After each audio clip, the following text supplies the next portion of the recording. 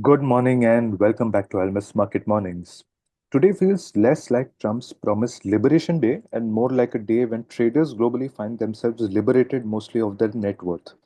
President Trump's reciprocal tariffs have arrived with a punch, at least 10% tariffs on all US imports, steeper charges for around 60 nations, and an eye watering total tariff of over 50% hitting many Chinese imports.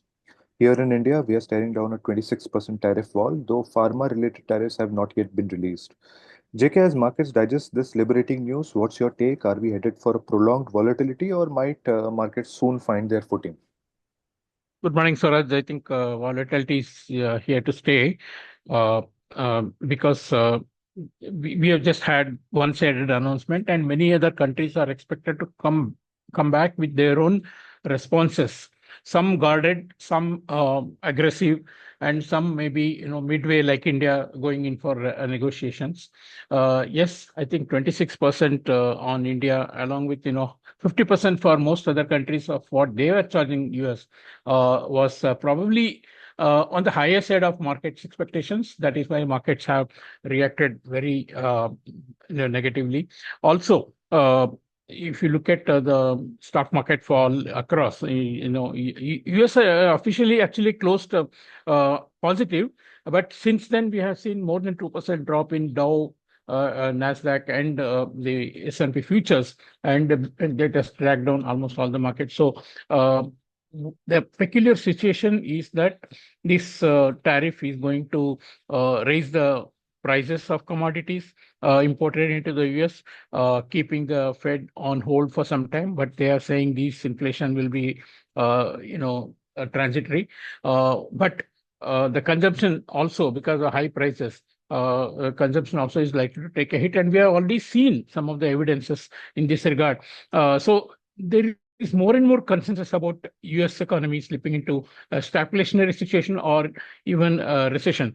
That's the reason why you are seeing, despite the prospect of a higher prices and probably Fed on hold for more longer, the 10-year yield in the US has come down now to 4.04%, and it was hovering around 4.15% support for a long time. There are two-pronged fears. One is how the industries of the related countries and the economy in general will get affected due to these tariffs. Secondly, if the US experiences a sharp slowdown, how it will affect the overall, global economy, and the growth in particularly the vulnerable countries, how it will be impacted, and the risk asset performance. That's the reason why you see the treasuries are getting bought, or you will say the bond market is rallying, and gold is rallying, while the equity markets are giving up. Anyway, there was a sense of overvaluation in many markets, barring Europe and China, and that is exactly what is happening. And US and Indian markets and many other AM markets are actually seeing a big sell-off, including Japan, while Europe has held up so far, and the Chinese markets have performed much better. As far as the responses are concerned, we have not seen anything from China so far. They have held the Yuan steady, somewhat weaker despite the fact that the dollar index has also weakened. Their actions in the coming days will be very closely watched on the currency front, whether they would use the currency as one of the weapons of retaliation. And also, they have also been instructing their investors, putting some restrictions on their investors putting money into the US. And I think China is the one to watch in the coming days. Mexico has announced that they will hold back any response immediately. In fact, Mexico and Canada have actually awarded fresh tariffs, with Trump accepting them, from the new 10% baseline tariff. Although the previous duties remain in place. One of the positives for them is that as long as they comply with the USMCA trade agreement, they will be exempt from tariffs, although the auto tariff will remain in place. So Canadian dollar and Mexican currencies have somewhat fared better compared to all other currencies. If you look at the currency space, yen has definitely gained as a safe haven as the markets sell off the many currencies against the yen, which has been used as a carry trade. So it's one more bout of carry trade unwinding that is happening, helping the yen. Euro is actually acting as a safe haven because US dollar is weak in general because of the prospects of the US economy being weak. Euro is underowned.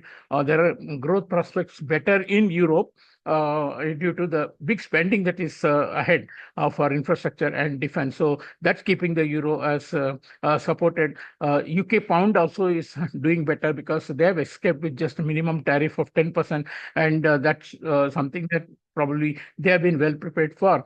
Another point of note for markets, as they have as the currencies have not reacted very widely, is that there is a possibility that you can still negotiate. So these tariffs are the worst case scenarios, and countries can actually negotiate and get a better deal. The negotiation would mean that you reduce your tariff, or if there is some other demand from the US non-financial, that also can be resolved through negotiations, and you might see a follow-up. But as of now, it is not possible to assume that there will be a reduction, and without something being given up. So what exactly is the impact on the related economies is something that we have to wait and see. Yes, risk assets will be definitely under more pressure, not just because of the tariffs, but also because of the US economy also likely to get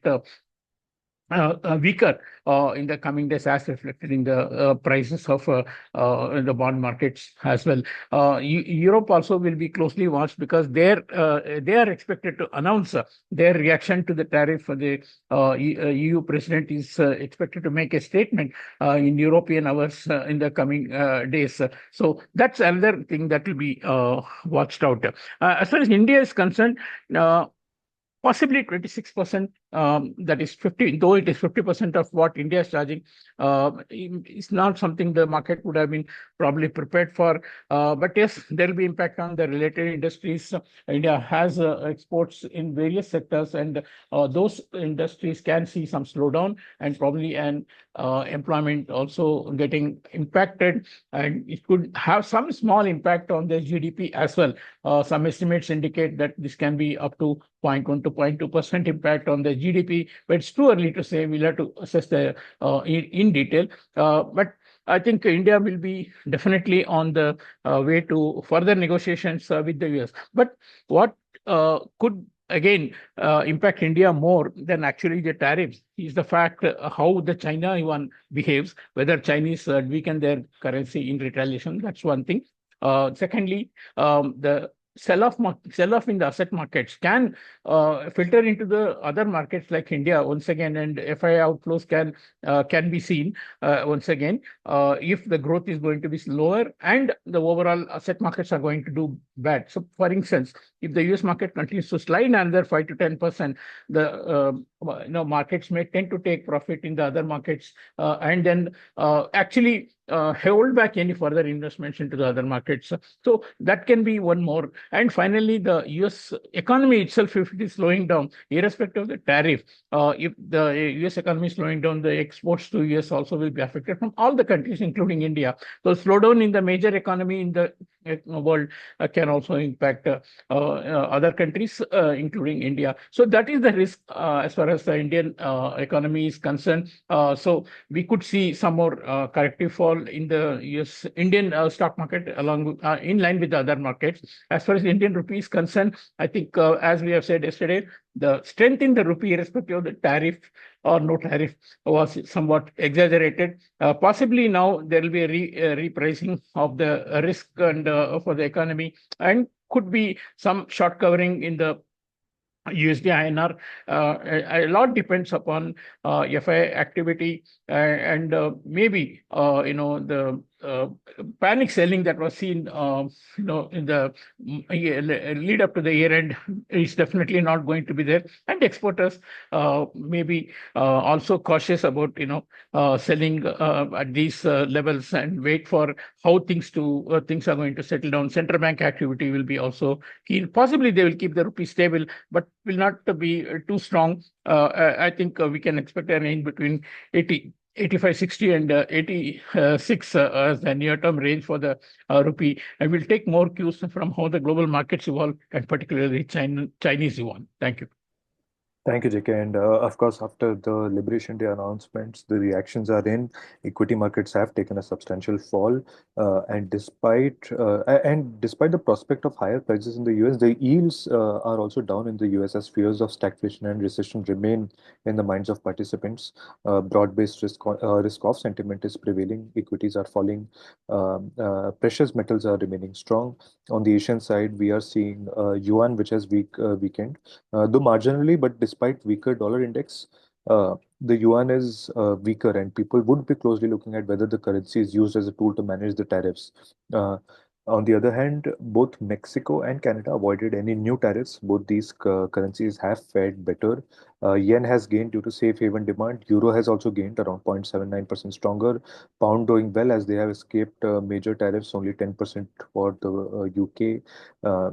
But currencies overall have not reacted in a very major way. So they are reacting, but as of now, not in a very major way. India has seen uh, 26% tariffs. The impact would be there in the related industries, as JK mentioned. As of now, too early to say because India would be negotiating more with the US. One important thing to note for us here in India and the rupee watchers is the yuan movement. If the Chinese do decide to weaken the yuan to manage tariffs, rupee may also see some weakness. That's it from us today. Thanks for listening. Tune in tomorrow for the latest in the financial markets.